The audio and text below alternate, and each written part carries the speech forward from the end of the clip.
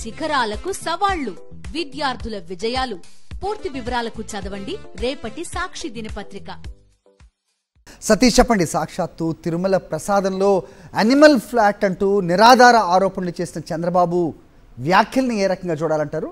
ప్రస్తుతం చూస్తున్నాం మనం వైసీపీ నాయకులు అలాగే టీటీడీ మాజీ చైర్మన్ మాట్లాడుతున్న మాట ఏం చెప్తారు? అది ముఖ్యమంత్రి చంద్రబాబు చేసినటువంటి వ్యాఖ్యలు ఆ పచ్చి అబద్ధాలని సాక్షాత్తు ప్రస్తుత తిరుమల తిరుపతి దేవస్థానం ఈవో శ్యామలరావు వ్యాఖ్యలతోనే స్పష్టమైంది.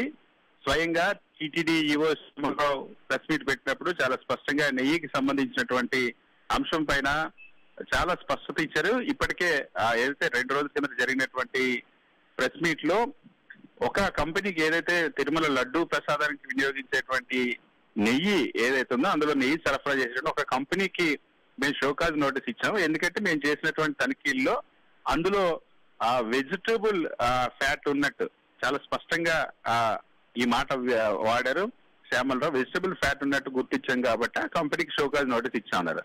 సో ఆ అంశాన్ని ప్రజల్లోకి తప్పుడు ప్రచారం చేసేందుకు, తిరుమల విశిష్టతను దెబ్బతీసేలాగా, తిరుమల తిరుపతి ధ్యానం పవిత్రతను దెబ్బతీసేలాగా, తిరుమల భక్తుల కోట్లాది మంది వెంకటేశ్వర భక్తుల మనోభావాలను దెబ్బతీసేలాగా స్వయంగా ముఖ్యమంత్రి చంద్రబాబే యానిమల్ ఫ్యాట్ ఉందని గుర్తించామంటూ మాట్లాడినటువంటి తీరు పట్ల ఇప్పుడు సర్వత్రా విమర్శలు వెల్లువెత్తున్నాయి. ఇది పచ్చి అబద్ధం, పచ్చి అవాస్తవం అన్నదానికి స్వయంగా చంద్రబాబు ప్రభుత్వమే నియమించినటువంటి టీటీడీ ఈవో చాలా స్పష్టంగా ఇచ్చినటువంటి ప్రకటనతో అర్థమైంది. ఇప్పుడు అందుకనే సాక్షాత్తు టీటీడీ మాజీ చైర్మన్ వైవి సుబ్బారెడ్డి కూడా చంద్రబాబుకి ఒక సవాల్ విసిరారు. నిజంగానే నువ్వు చేసినటువంటి ఆరోపణల పైన వాస్తవాన్ని నమ్మితే, ఆధారాలుంటే మీ కుటుంబంతో సహా వచ్చి వెంకటేశ్వర స్వామి దగ్గర ప్రమాణం చేయాలని చెప్పి తాను కూడా నా కుటుంబంతో సహా వచ్చి వెంకటేశ్వర స్వామి దగ్గర ప్రమాణం చేస్తానని వైవి సుబ్బారెడ్డి సవాల్ విసిరారు.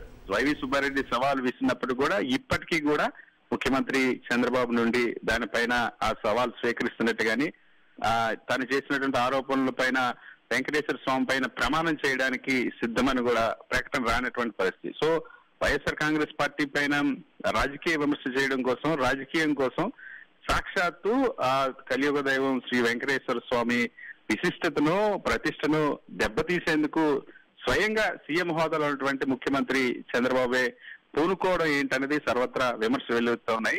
సో వైఎస్ఆర్ కాంగ్రెస్ పార్టీ కూడా చంద్రబాబు చేస్తున్నటువంటి తప్పుడు ప్రచారం పైన, ముఖ్యంగా తిరుమల పైన తప్పుడు ప్రచారం చేయడం, తిరుమల లడ్డు పైన తప్పుడు ప్రచారం చేయడం మండిపడుతున్నారు.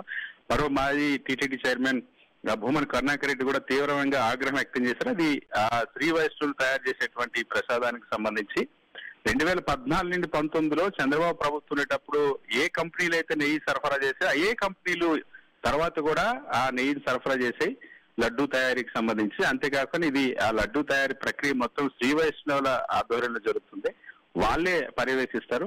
అటువంటి అంశం పైన చంద్రబాబు రాజకీయ దిగజారుడుతనంతో ఇటువంటి విమర్శలు చేయడం అన్నది భక్తుల మనోభావాలు దెబ్బతీయడం అనేది తిరుమల లడ్డు పైన స్వయంగా ముఖ్యమంత్రి విష ప్రచారం చేయడం సమాజం కాదని అర్థిస్తున్నటువంటి పరిస్థితి. సో ఈవో చేసిన వివరణతో, ఈవో వ్యాఖ్యలతో సాక్షాత్ ముఖ్యమంత్రి చంద్రబాబు చేసిన స్టేట్మెంట్ ఏదైతే ఉందో ప్రచారం అన్నది తప్పుడు ప్రచారం అని తేలిపోయిన పరిస్థితి. All right Satish.